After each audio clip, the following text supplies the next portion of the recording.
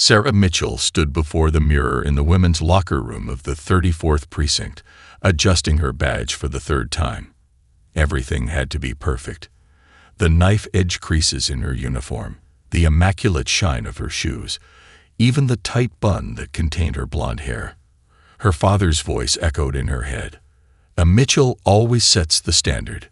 3 generations of police captains had drilled that into her, and she wasn't about to let them down, even if this transfer wasn't exactly what they'd had in mind. The morning briefing was already underway when the call came in. 10 to 90 in progress at First National on Madison. Multiple hostages reported. The room erupted into controlled chaos, but Sarah's attention was drawn to the tall black officer who was already heading for the door, his movements purposeful and confident. "Mitchell," Sergeant Rivera's voice cut through the commotion. "You're with Thompson today. Try to keep up." Marcus Thompson didn't wait for her, already sliding into the driver's seat of their patrol car as she rushed to catch up. "I drive," he said simply, not even looking her way as she buckled in. The siren wailed to life, and they were moving before she could protest. "I studied the bank's layout," Sarah began, pulling up the building schematics on her phone. "Standard security protocols suggest." "Put that away," Marcus cut her off, taking a sharp turn that made her grab the dashboard. "Streets talk more than blueprints. Jimmy at the coffee shop across from the bank says there are at least 3 gunmen, and one's getting trigger-happy." Sarah bristled. With all due respect, Officer Thompson, relying on civilian speculation over tactical analysis. The car screeched to a halt in an alley behind the bank. Marcus finally turned to look at her, his dark eyes intense. "Listen, Mitchell, I know all about your family's reputation, but right now there's a 19-year-old teller named Maria inside that building, and she's got a 2-year-old at home. So you can either stick to your manual, or you can help me get her out alive." Before Sarah could respond, gunshots exploded from inside the bank. Through the back door, they could see a young woman in a bank uniform trying to calm a masked man who was waving his gun wildly. The hostages behind them were crowded against the wall, terror evident on their faces. Marcus was moving before Sarah could process the scene, slipping through the service entrance with a silence that seemed impossible for his size. Sarah followed, her training warring with her instincts as she watched him bypass standard containment protocols. The gunman was shouting about betrayal, about someone tipping off the police. The young teller, Maria, Sarah realized, was slowly backing away, her hands raised. "Please," she was saying, "my baby needs me." Sarah reached for her weapon, but Marcus caught her eye and gave an almost imperceptible shake of his head. Instead, he stepped forward, his voice carrying an authority that filled the room. "Hey man, sounds like you've been set up." The gunman whirled, but Marcus kept talking, his tone conversational. "Your partners already split with the money, didn't they? Left you to take the fall." The gunman's hand trembled. "What? No, they're just covering the front." Marcus took another step. "Then why aren't they back here helping you? Think about it. Sirens coming, cops everywhere, and you're alone with the hostages. They played you." Sarah watched in amazement as the gunman's certainty began to crack. She saw Marcus's strategy, using the man's paranoia against him, creating division where there was unity. It was brilliant, unorthodox, and completely against procedure. The moment the gunman turned his head to check the front of the bank, Marcus moved. The takedown was swift and professional, but it was the aftermath that stunned Sarah. As she secured the weapon and began reading rights, Marcus was already with Maria, his voice gentle as he helped her sit down, producing a bottle of water from somewhere and making sure she called her baby's father. Later, after the scene was secured and statements were taken, Sarah found Marcus by the car.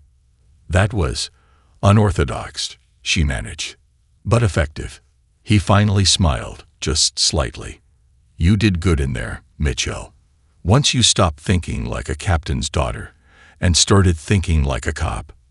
Sarah felt her face flush, equal parts irritation, and something else she wasn't ready to name. I am a cop." "Yeah." He nodded, sliding into the driver's seat again. "Maybe you are. Coffee?" Jimmy's gonna want to hear how his intel played out. Against her better judgment, Sarah found herself smiling back. "Sure, but tomorrow, I drive." "We'll see about that, Mitchell. We'll see." 3 weeks into their partnership, Sarah found herself perched on a rickety chair in Marcus's favorite surveillance spot, Jimmy's coffee shop's back room. A wall of security monitors displayed feeds from cameras that Jimmy had coincidentally installed facing the row of townhouses across the street. The latest home invasion had left an 82-year-old grandmother in the hospital, and Sarah was determined to catch the perpetrators. "Your coffee's getting cold," Marcus commented, not taking his eyes off the monitors. He'd loosened his tie hours ago, and Sarah caught herself noticing how his shoulder holster fitted perfectly across his broad frame. "I still can't believe we're running a stakeout from a coffee shop," she muttered, but took a sip anyway. To her surprise, it was still hot. Jimmy had been quietly replacing their cups every hour, refusing payment with a wink. "These guys are smart," Marcus said, leaning forward slightly. "They've been hitting homes between shift changes when response time is slowest. But they slipped up last time. Left behind a partial footprint with a distinctive tread pattern." Sarah nodded, pulling out her notebook where she'd meticulously documented every piece of evidence. Size 11 Nike Air Max, 2023 edition. And the fiber analysis came back from the lab. High-end carpet fibers, probably from a cleaning service. "Which is why we're watching Superior Cleaning Services Vanguard," Marcus finished, a note of approval in his voice. "Not bad, Mitchell. You're learning to connect dots instead of just collecting them." Before Sarah could respond, movement on one of the monitors caught her attention. There, black sit-in, tinted windows, moving slow past the Henderson house for the second time. Marcus was already on his feet, but his movements were unhurried. "Jimmy, you got eyes on the plates." "Coming up on camera 3, Jimmy called from the front. "Running them now through my, totally legitimate database access." Sarah had learned not to ask too many questions about Jimmy's resources. The results were what mattered, and so far, he'd been invaluable to their investigation. "Cars registered to a cleaning service employee," Marcus said, checking his phone. "Michael Reeves, 3 priors for B and E."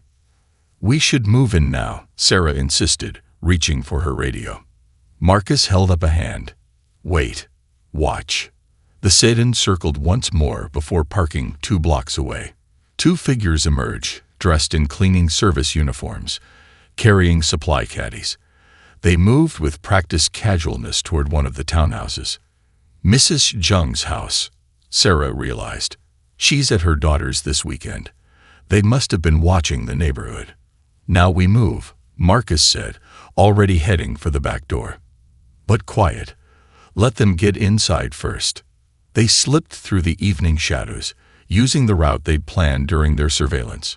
As they approached Mrs. Jung's house, Sarah noticed something that made her grab Marcus's arm. "Look, they're not using cleaning supplies. Those caddies are for tools." She pointed to the faint metallic glint visible through the partially open container.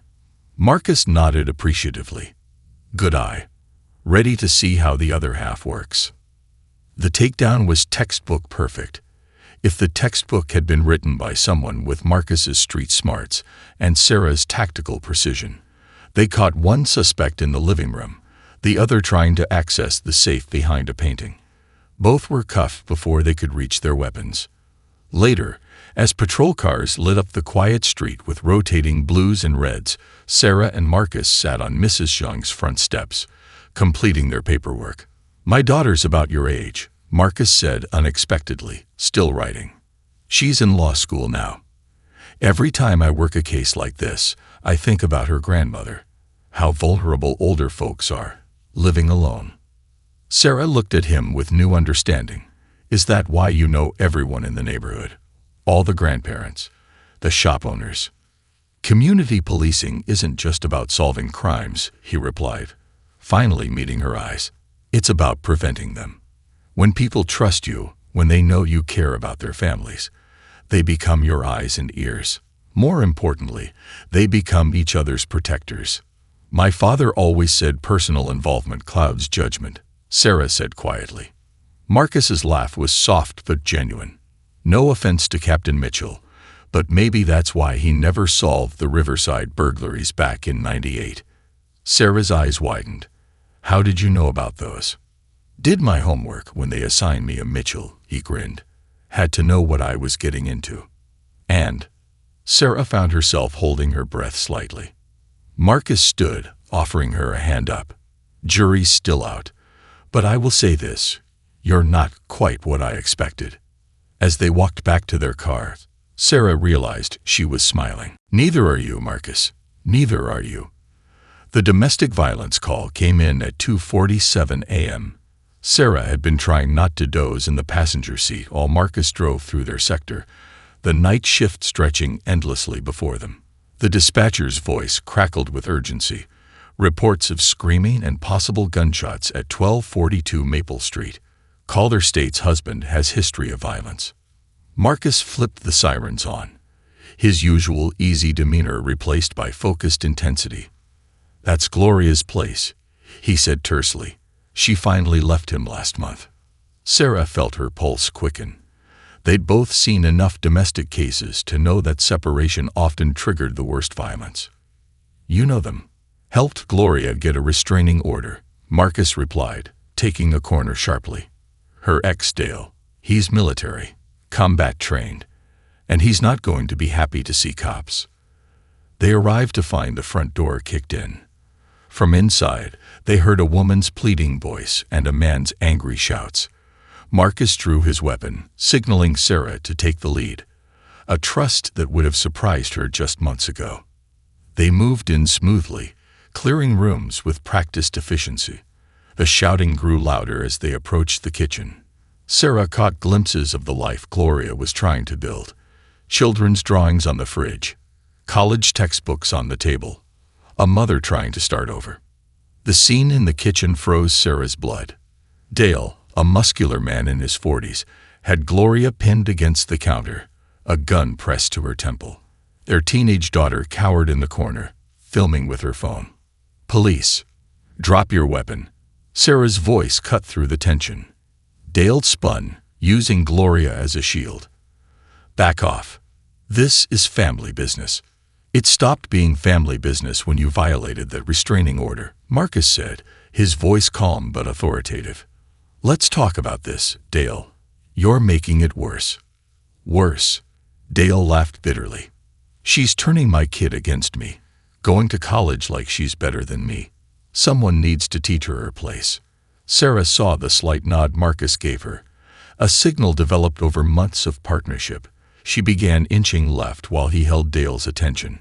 Your daughter's recording everything, Dale, Marcus continued. You want her last memory of her father to be this. Think about what you're teaching her about men, about love. Dale's grip on Gloria loosened slightly as he glanced at his daughter.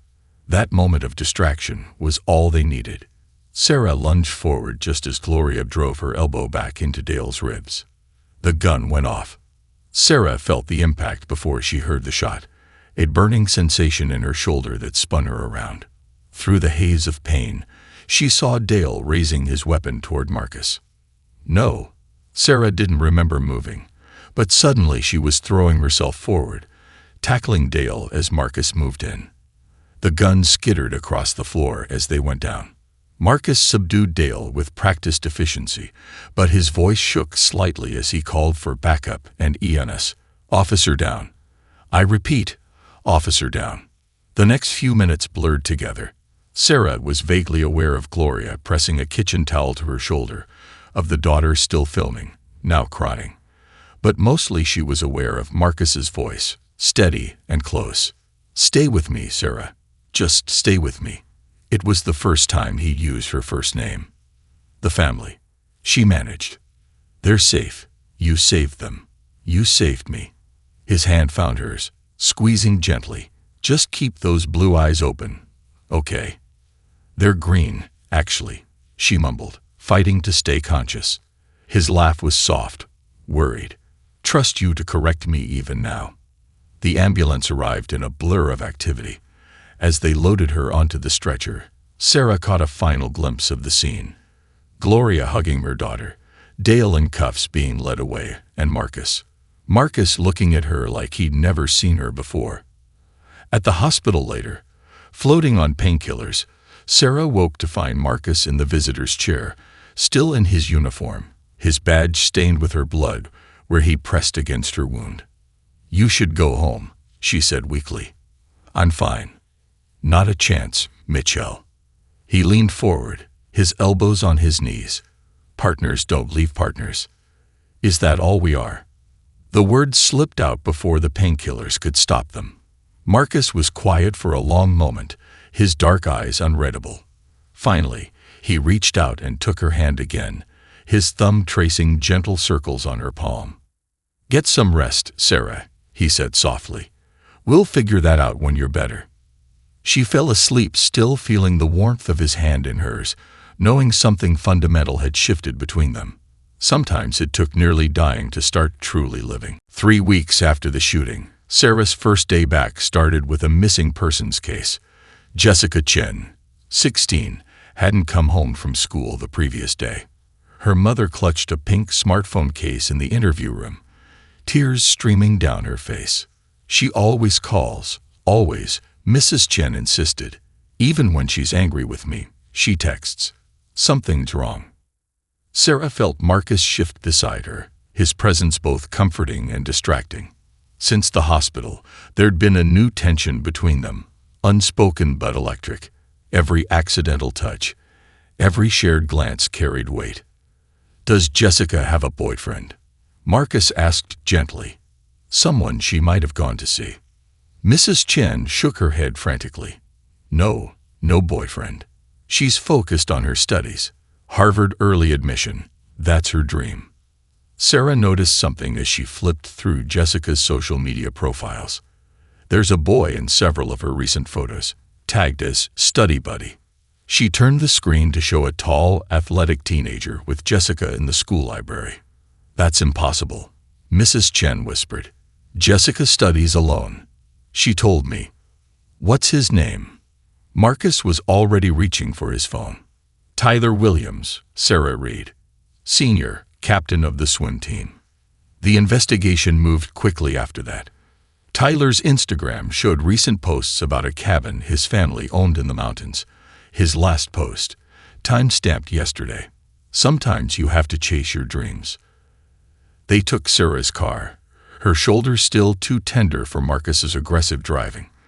The silence between them was heavy with things unsaid. "You shouldn't be back yet," Marcus finally spoke, watching her wince as they hit a bump. "Another week of desk duty wouldn't hurt." "I'm fine," Sarah replied automatically, then caught his skeptical look. "Okay, it hurts. But I couldn't stay away anymore. The precinct it's home now." "Just the precinct." His voice was carefully neutral. Sarah's hands tightened on the steering wheel.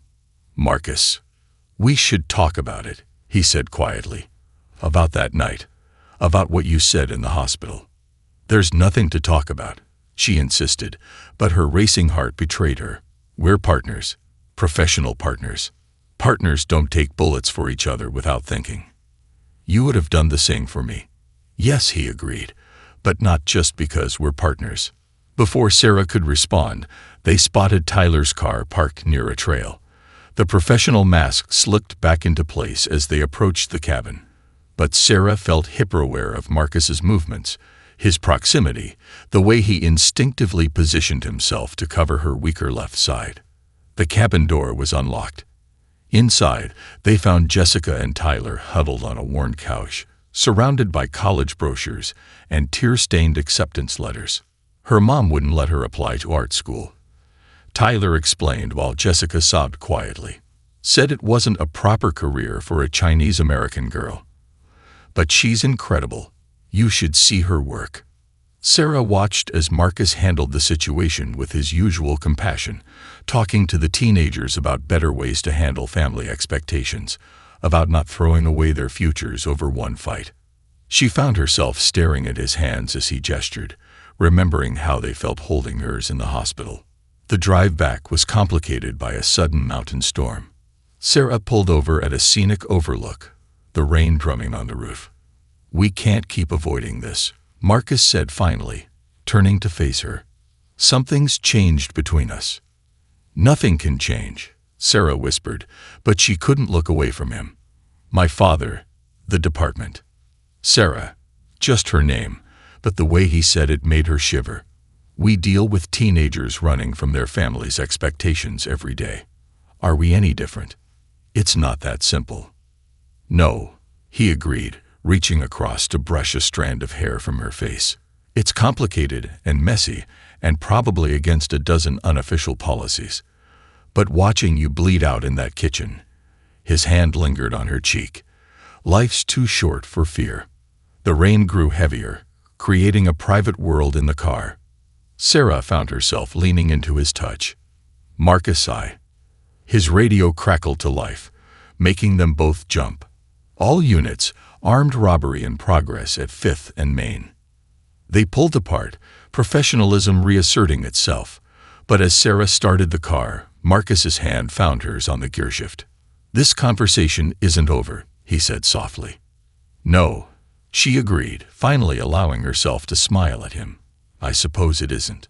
The wipers swept across the windshield, each pass revealing the way forward a little more clearly. Sometimes, Sarah realized, the bravest thing you could do was admit what your heart already knew. The video hit social media on a quiet Tuesday morning. Officer James Reeves, a veteran from the 34th Precinct, was shown repeatedly striking an unarmed black teenager during a routine stop. The footage was grainy but unmistakable. Excessive force, racial profiling, every ugly stereotype about police brutality played out in 2 minutes and 17 seconds. Sarah sat in the briefing room, tension thick in the air as Captain Harris addressed the assembled officers. She could feel Marcus beside her, his body rigid, jaw clenched.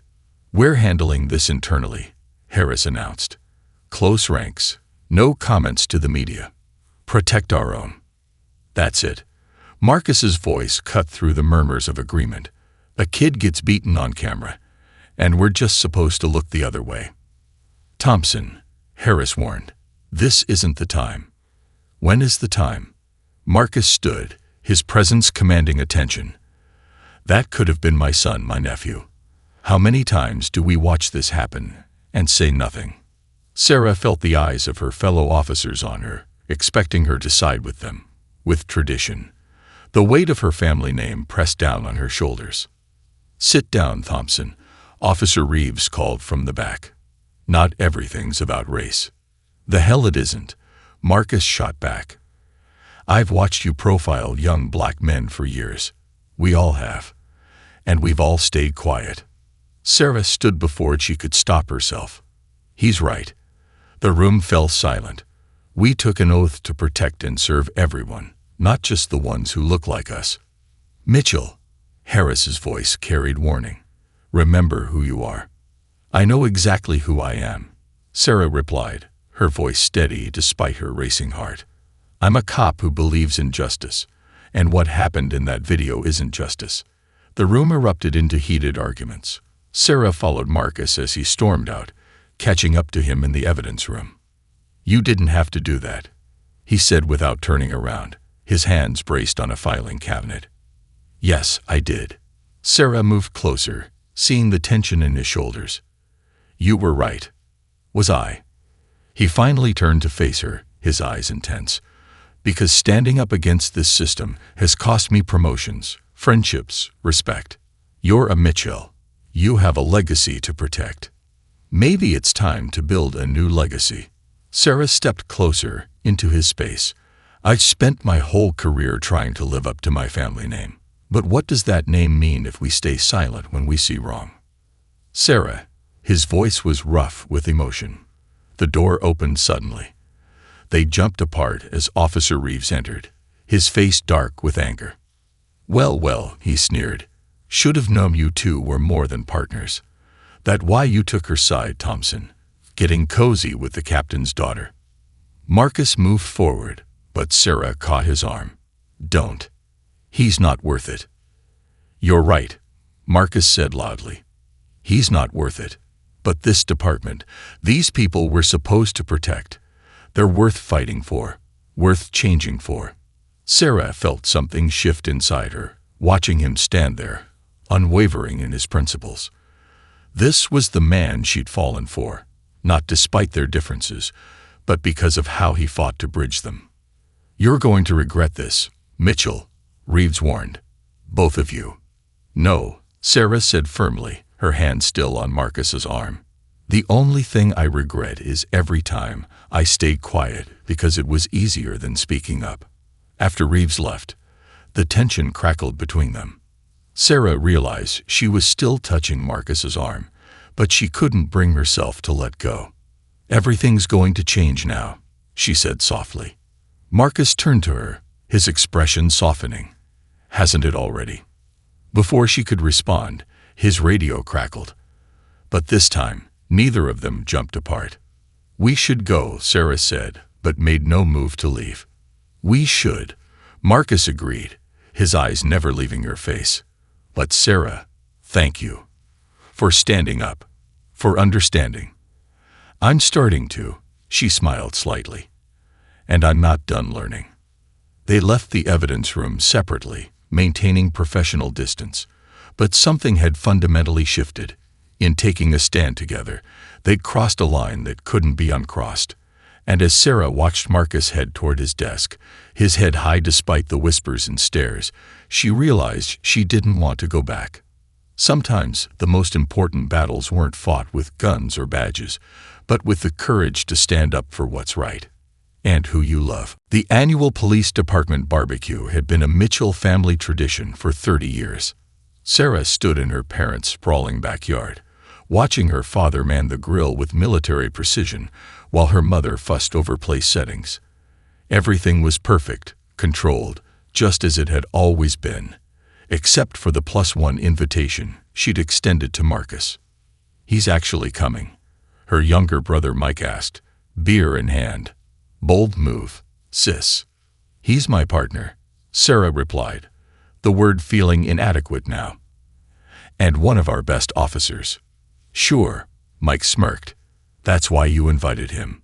Before Sarah could respond, she spotted Marcus walking through the side gate.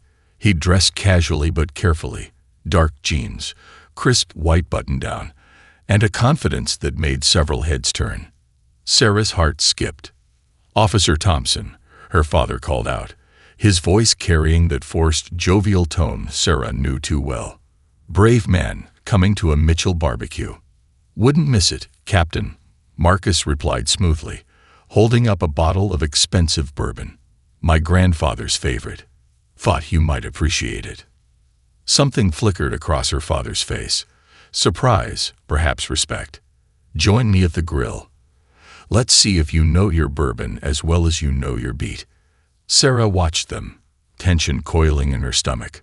Her mother appeared at her elbow, pressing a glass of wine into her hand. He's handsome, Eleanor Mitchell observed quietly. And smart, bringing your father's preferred peace offering. Mom. I'm not blind, Sarah. Her mother's voice was gentle. I see how you look at him, how he looks at you. Before Sarah could respond, raised voices drew their attention to the grill. Mike had joined Marcus and their father, and the conversation had clearly turned heated. Can't believe you're defending those protesters, Mike was saying. They're making all cops look bad. They're asking for accountability, Marcus replied evenly. Something every good officer should support. Like that video you made such a fuss about. Mike scoffed. Reeves was doing his job. His job isn't beating unarmed kids. Marcus's voice stayed calm, but Sarah saw his jaw tighten. Some people only understand force, Mike pushed. Which people would those be exactly? Marcus asked quietly. The implication hung heavy in the air. Sarah started moving before she could think, but her father spoke first. Maybe we should stick to safer topics, he suggested, his tone warning. Why? Sarah arrived at the grill, standing beside Marcus. Because it's uncomfortable. Because it might make us examine our own biases. Sarah, her father cautioned. "This isn't the time or place." "When is?" She felt Marcus's presence behind her, solid and supportive. "When Officer Reeves hurts someone else. When another video goes viral. When are we going to admit that the system needs to change?" "The system worked fine for 3 generations of Mitchells," Mike sneered. "The system worked for us because we're white." Sarah shot back. "Have you ever once considered how different it is for officers like Marcus? For the communities they serve? Officers like Marcus." Mike's laugh was ugly. "Is that what we're calling it now?" The silence that followed was deafening. Sarah felt rather than saw Marcus step forward, but she beat him to it. The crack of her palm against Mike's cheek echoed across the suddenly quiet backyard. "Sarah," her mother gasped. "No," Sarah's voice shook with fury. "You don't get to talk about him like that. Marcus is twice the officer you'll ever be, Mike. He serves with integrity, with compassion, with actual courage instead of borrowed family pride. And you're sleeping with him," Mike spat. "I love him," Sarah announced, the truth of it ringing in her ears.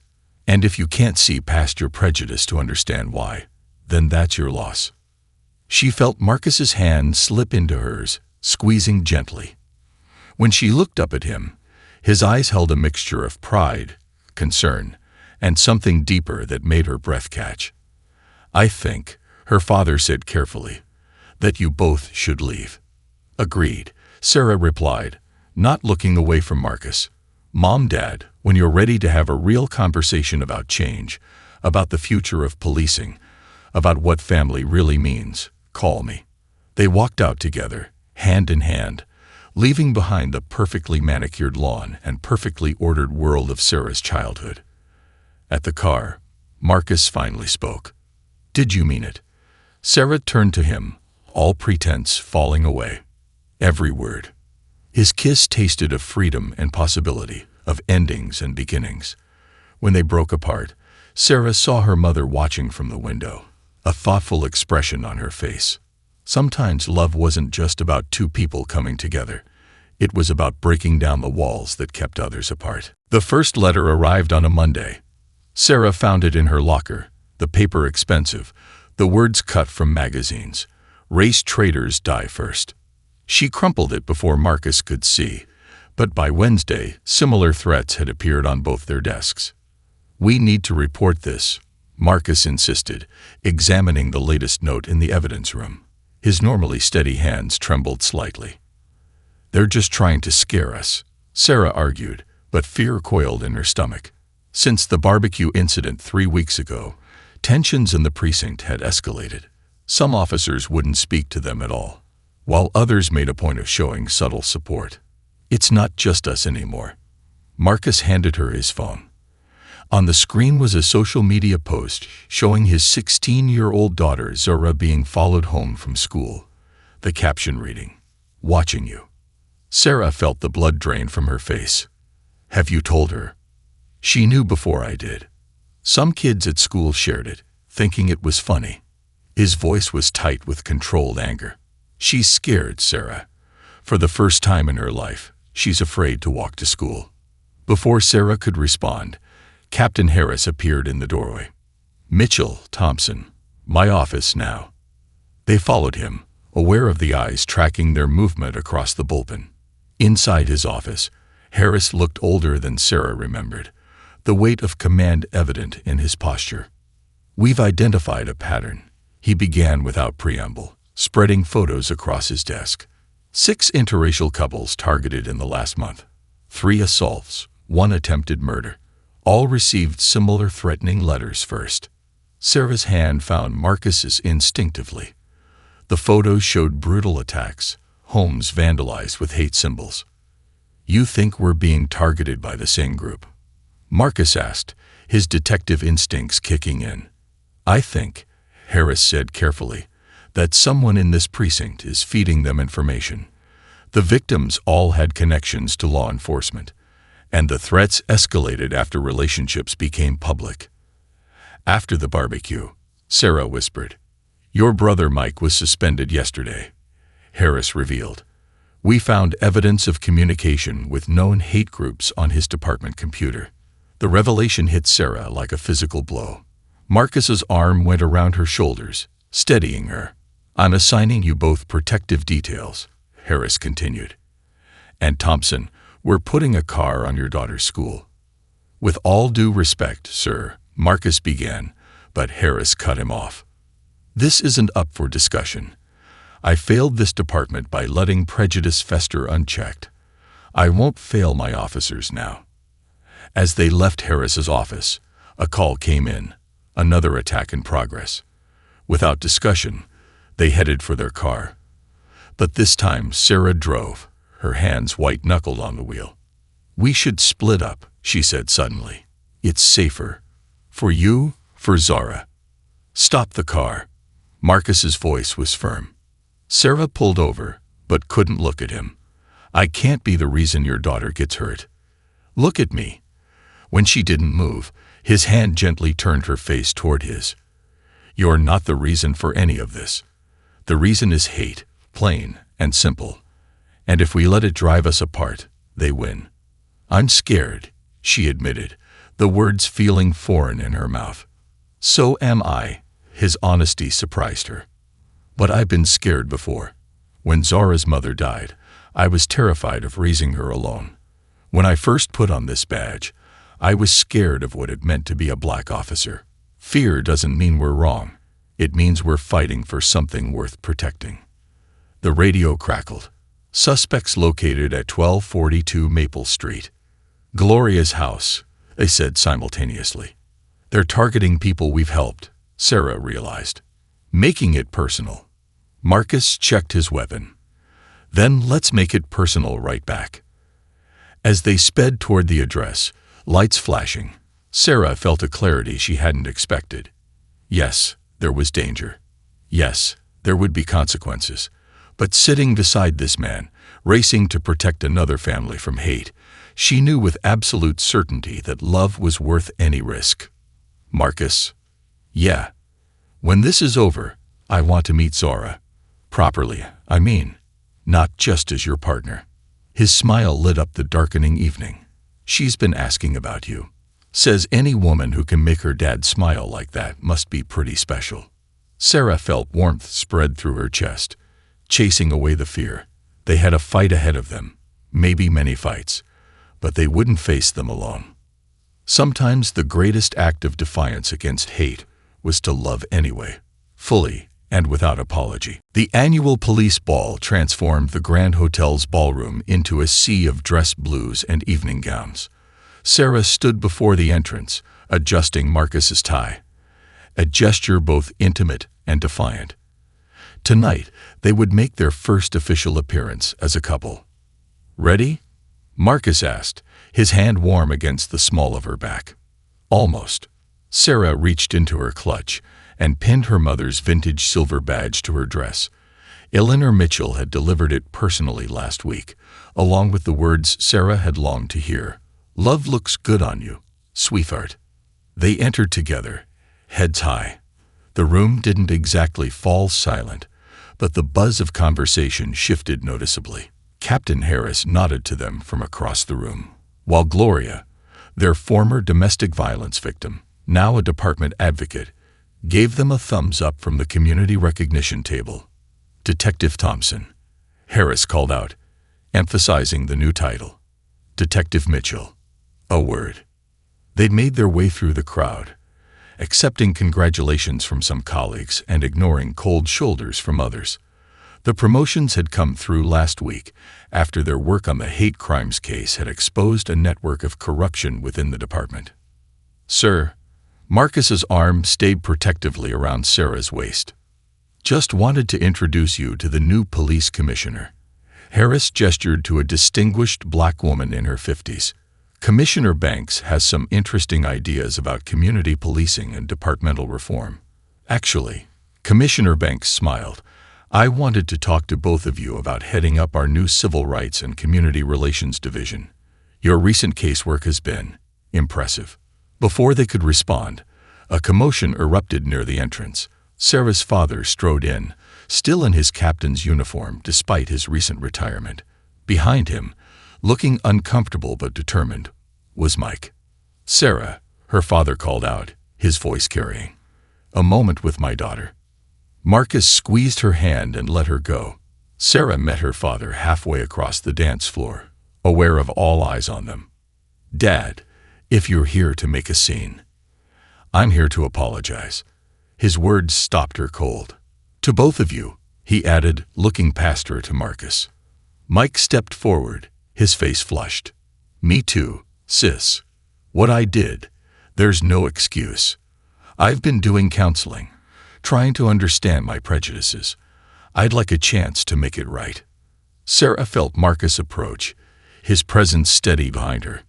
"It won't be easy," she warned. "Nothing worth doing ever is," her father said, surprising her again. He turned to Marcus. "You're a good cop, Thompson. Better than good. And you make my daughter happy. I was too blind to see that was all that mattered." "Care to dance?" Marcus asked Sarah softly as her father and brother moved away. The band had started playing "What a Wonderful World." On the dance floor, Sarah relaxed into his arms, feeling the rightness of them together. "Commissioner Banks is offered," she murmured. "What do you think?" "I think," Marcus smiled, "that change has to start somewhere. Why not with us?" Over his shoulder, Sarah saw Zara enter the ballroom, stunning in her first formal dress. The teenager had become a regular at their Sunday dinners, her initial wariness giving way to a friendship that meant everything to Sarah. "Look who's here," Sarah nodded toward the entrance. Marcus turned, his face softening as he spotted his daughter. But Sarah's attention was caught by who accompanied her, Eleanor Mitchell, who had insisted on taking Zara dress shopping for the occasion. "Your mom's been amazing with her," Marcus said softly. "She says Zara reminds her of me at that age. Strong-willed, determined to change the world. Like mother, like daughter." His eyes held a question. Sarah felt her heart skip. "Maybe someday. First, we have a department to reform." The music changed, and other couples joined them on the dance floor. Sarah saw the future stretching out before them. Challenges and triumphs, setbacks and victories. But most importantly, she saw it together. "I love you," she said simply, because sometimes the most revolutionary acts were also the simplest. Marcus's kiss was gentle but carried the weight of promise. "I love you too, even when you correct my police reports." "Especially then," she laughed, resting her head on his shoulder. Around them, the world was changing, slowly but surely. Tomorrow they would begin their new roles, working to build bridges where others saw walls.